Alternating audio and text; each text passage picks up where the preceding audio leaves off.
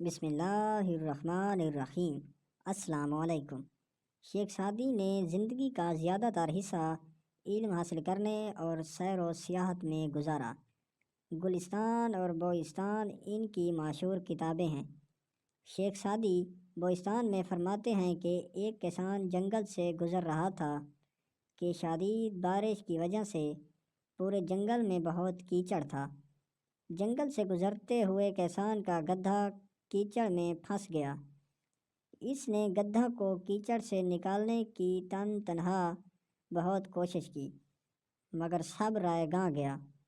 کسان کو کچھ سمجھ نہیں آ رہا تھا کہ وہ کیا کرے۔ کبھی کبھی جب انسان کو کچھ سمجھ نہیں آتا تو وہ اپنا غصہ بلا وجہ دوسروں پر نکالتا ہے۔ اسی طرح ساری رات کسان پریشانی کے عالم میں سب جاننے والوں کو برا بھلا کہتا رہا۔ اس کی زبان سے نہ دشمن بچا، نہ دوست، اور نہ ہی بادشاہ، کیونکہ جنگل بادشاہ کی سلطنت کا حصہ تھا۔ اتفاقاً بادشاہ کا اپنے غلاموں کے ساتھ جنگل سے گزر ہوا۔ سب نے سنا کہ ایک کسان بادشاہ کو برا بھلا کہہ رہا ہے۔ اچانک کسان کی نظر بادشاہ پر پڑی۔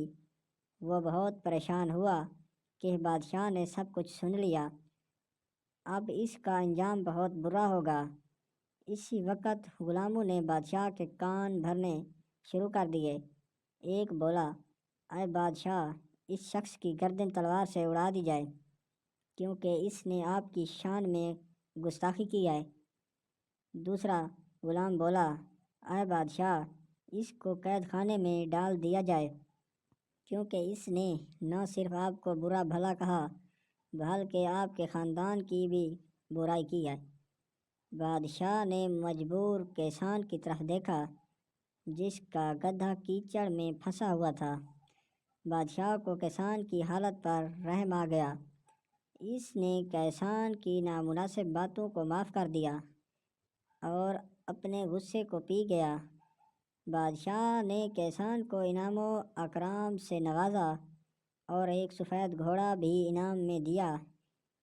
پیارے بچوں، ہمیں اس کہانی سے سبق ملتا ہے کہ سچ ہے کہ برائی کا بدلہ برائی سے دینا آسان ہے، لیکن انسان کو چاہیے کہ برائی کا جواب بھلائی سے دے۔